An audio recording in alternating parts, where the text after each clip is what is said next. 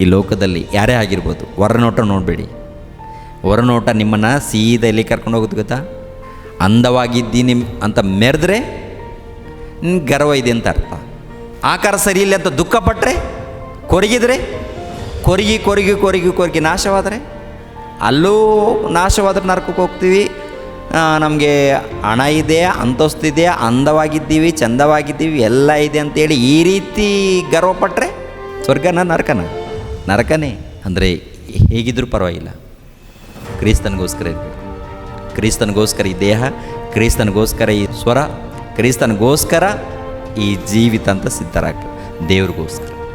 ಆವಾಗ ಮಹಿಮೆ ಶರೀರ ಸಿಗುತ್ತೆ.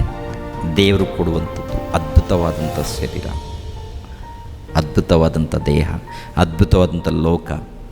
ಈ ಲೋಕ ಶಾಂಪಲ್, ಆ ಲೋಕ ಶಾಶ್ವತವಾದಂಥ ಲೋಕವನ್ನು ಪಡ್ಕೊಳ್ಬೇಕಾದರೆ ಈ ಲೋಕದಲ್ಲಿ ನಮ್ಮ ಜೀವನದಲ್ಲಿ ಪರೀಕ್ಷೆ ಇರುತ್ತೆ, ಅದನ್ನು ನಡಿಬೇಕು. ಅದಕ್ಕೆ ನಿಮ್ಮ ಮನಸ್ಸು, ನಿಮ್ಮ ದೇಹ ದೇವರಿಗೆ ಒಪ್ಪಿಸಿಬಿಡಿರಿ.